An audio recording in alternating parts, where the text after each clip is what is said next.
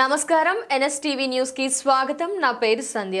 ముందుగా ప్రేక్షకులందరికీ కనుమ పండుగ శుభాకాంక్షలు. ఇక వార్తల్లోని ముఖ్యాంశాలను ఇప్పుడు చూద్దాం.